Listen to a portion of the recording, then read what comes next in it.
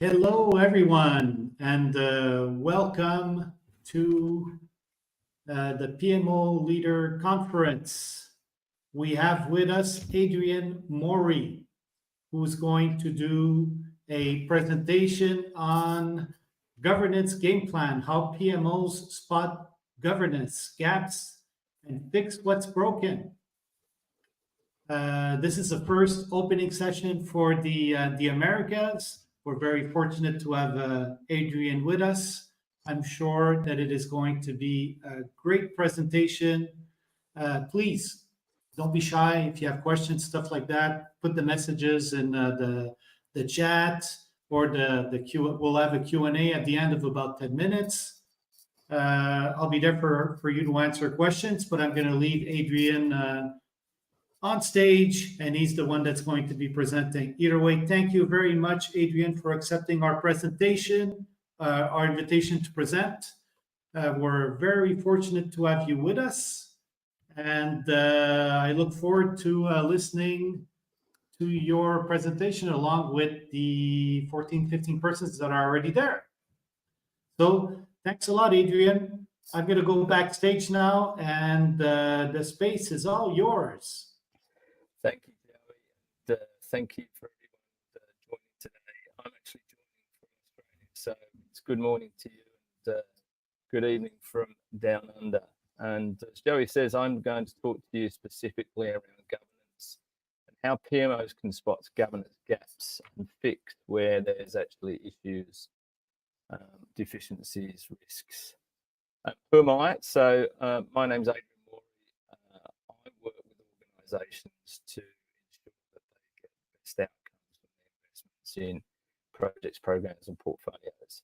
A lot of that is working with organisations around the governance arrangements to ensure that they are fit for purpose, effective, and ensure that they realise the outcomes from their various investments in change. I work a lot with different organisations around the world, but I also do a lot of work in terms of thought leadership. I speak at a number of different forums globally. I'm co-author of the Global Best Practice P3G Guide, Project Program Portfolio Governance Guide, and I'm currently in the process of project sponsorship. Today, what will I cover? So, why is project program portfolio governance important, particularly for you folks who work in PMOs? Look at some of the common deficiencies. Sorry to interrupt you for a second, Adrian. They're having issues hearing you. I'm not sure if it's a connection issue or your. I'll change my headset. Yeah, possibly. Thank you very much, everybody, for letting us know. Is that better? Well, that's a million times better. We can hear your beautiful melodious voice now. Symphony to my ears. All right. Well, thanks. I won't repeat the introduction about me. People can hopefully connect me on LinkedIn. But what I'll cover today is why project portfolio governance is important. Look at some of the common deficiencies, risks, and issues in design, implementation of and operation of those governance arrangements, and particularly where PMOs can look for some of the evidence to support that. Approach is necessary to address the above challenges and maybe some next steps on your P3 project portfolio governance journey. It's still coming in and out, Adrian, just to let you know.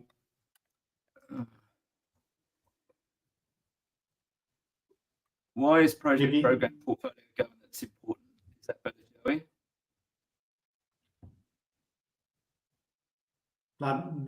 It's okay. Just speak slowly, and we'll be able to get through it. Okay? I think we'll be able to manage. So, some selected in industry insights. I'm sure we've all seen various different statistics in terms of project success or failure rates, and here's some samples of a great many that publish on this. But the common message is that it's a significant problem. The significant problem is that projects fail to realise objectives, deliver outputs and outcomes. And this is across sectors, across different types of investment, and it's an issue that's encountered globally. Project governance is a commonly cited cause of failure. So governance is important, and often when sort of reviews are undertaken,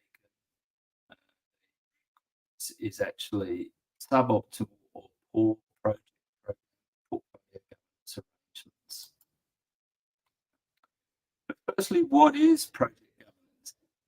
Well, project governance is really, at its heart, is around decision making, and allied to that is accountability.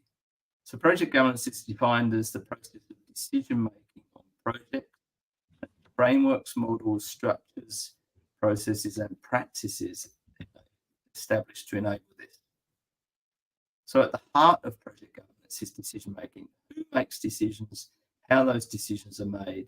And when we talk about who makes decisions, we're really talking about who's accountable for that decision making function and how they go about making those decisions and all the supporting practices. So it's quite clear that we need to focus on decisions and how they're made. So when we then start looking at common deficiencies, risks, and issues, there's 5 different domains that we can look at. We can look at governance approaches and understanding, project and program governance, portfolio governance, governance practices, and enabling elements. And what I'm going to do is now unpick those or unpack each of those for you, and then you start identifying not only the risks and issues, but what you as PMO leaders can look for across each of those domains. So firstly, across governance approach and understanding.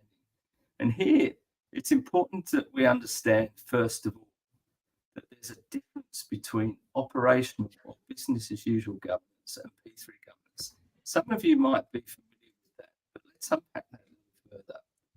So if we look at a typical organisational structure, and here we've got an organisation with a number of divisions. Within those divisions, there might be departments or business units.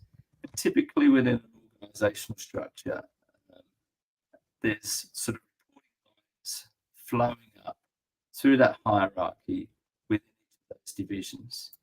But when we start looking at how projects work, and particularly how decisions are made on projects, and projects typically include stakeholders, teams, individuals from across an organisation, and even externally with other organisations, you can see if we try to apply organisational decision-making paths, it becomes quite tortuous.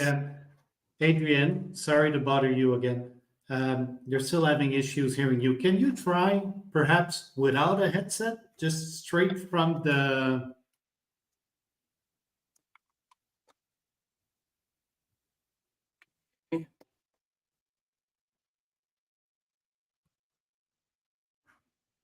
Yeah, because they're having issues with the audio. I'm hearing a lot of people saying that. I really apologize. Sorry about that. But Can you hear me now, Joey? yes, we can hear you. Okay, so go ahead with your presentation like that. I think it might be better without the headset, if you're okay. Okay. Sorry for everyone about that. Hopefully you can hear me now. If you can't, we'll probably have to cut the session. So in terms of then comparing BAU organizational governance against project and program governance, typically in an organizational governance sense, you have a hierarchy where there's maybe a number of different divisions, each with different departments or business units within those. Decision-making structures flow through that hierarchy, through those divisional pathways.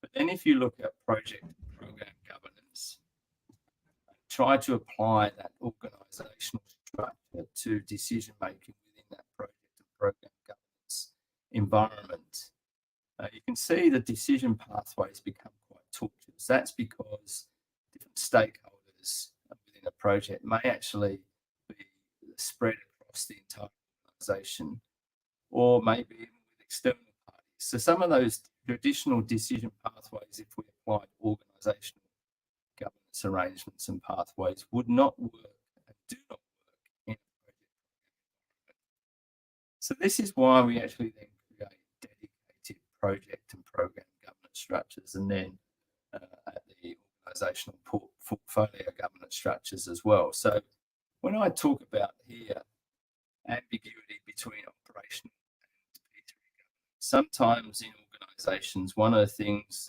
that is a common source of failure is an ambiguity between what decisions should be made within that project and program governance world, as opposed to BAU or operational governance or organisational governance. And clearly differentiating the two enables effective decision making within projects and programs, but also efficient, so it doesn't go through multiple sets of hands and there's ambiguities in terms of who actually is accountable for making those decisions. In terms of then other sort of issues that relate to an overarching understanding of governance arrangements, typically when I work with organisations, one of the first things I try to do is actually try and present a depiction of the overarching governance hierarchy, or ecosystem, as I might call that, as it relates to projects and programs and portfolios.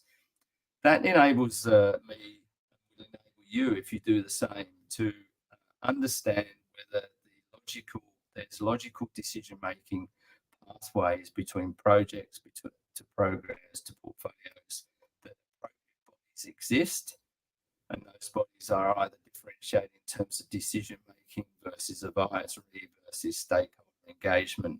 And there's clearly pathways between the different levels, but also there's no ambiguity in terms of what body and what role within those bodies is accountable for decision making. So I encourage you, if you're actually looking at an overarching portfolio, to actually try and depict that and actually model the flows of decision making and model the flows of information across that ecosystem to ensure that it's fit for purpose, i.e. there's no ambiguity, there's no overlaps, there's no gaps. One of the other areas that you look at an overarching level in terms of overarching approach and understanding is whether there's a mechanism for the control of establishment of governance bodies. And this is where PMOs play a key role. Sometimes organisations, through well-intentioned effort, there's an uncontrolled proliferation of governance bodies. Governance then becomes an industry in its own right. And again, when we start looking at governance, we're looking at effectiveness, right people making the right decisions at the right time based on the right information, using the right structure and pathways, but also efficiency, ensuring that it doesn't pass through multiple sets of hands. So that's uncontrolled proliferation of governance bodies is really important, something that the PMO can play a key role in. Agile practices, we're probably all involved in different forms of delivery. I don't really want to sort of get into that whole argument as to whether it's agile, hybrid, waterfall, but agile practices do not mean that projects, programs, product development is ungoverned. You still need to have appropriate governance. Who's accountable for those business outcomes that are being enabled by that change, by that investment? And that's important. So these are things at an overarching level I encourage you as PMO leaders to look at. Then in terms of specific project and program governance, sometimes there's a misunderstanding. And I encourage you to really focus on this, a misunderstanding between whether groups make decisions, i.e. steering committees, project boards, program boards make decisions, or do individuals make decisions. I encourage you to think the fact that accountability cannot be shared.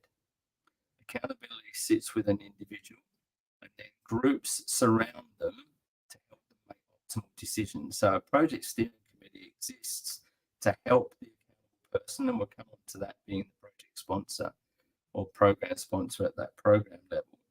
And they are that project steering committee is there then to actually help them make optimal decisions, providing insight, expertise, challenge.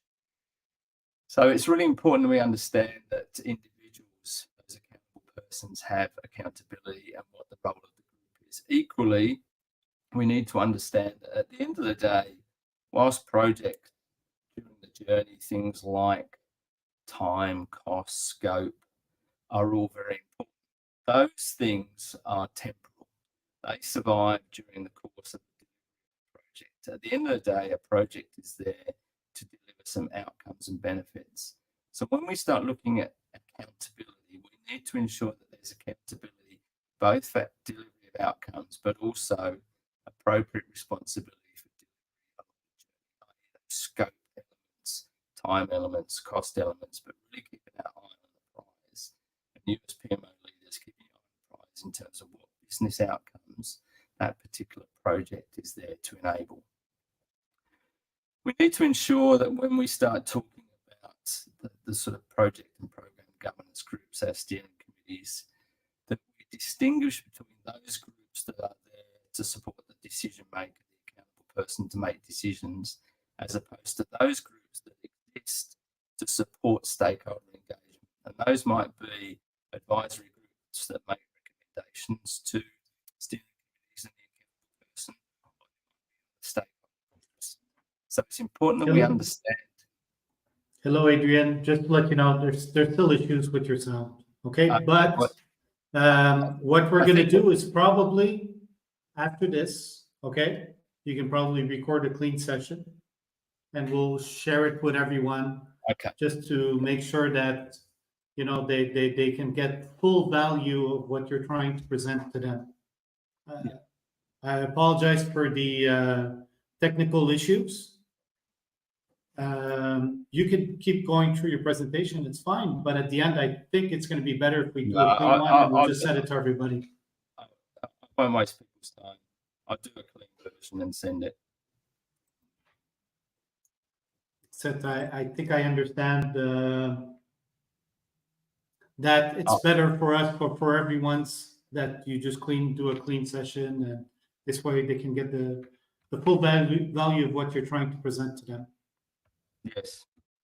So it's unfortunate because you had a great presentation that you wanted to share with people, but we will, for everyone that's interested, they'll be able to get a clean version of Adrian's presentation, and we'll make sure that all the technical bugs that we had with this section now are going to be worked out. Okay. Everybody, apologies. So thanks a lot, Adrian. I'm sorry we had some issues with the connections and things like that. Okay, you can join as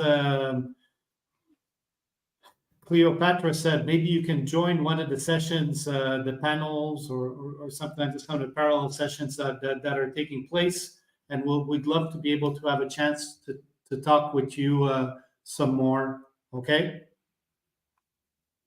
Thank you, Adrian. Thanks, everyone. Sorry about the inconvenience.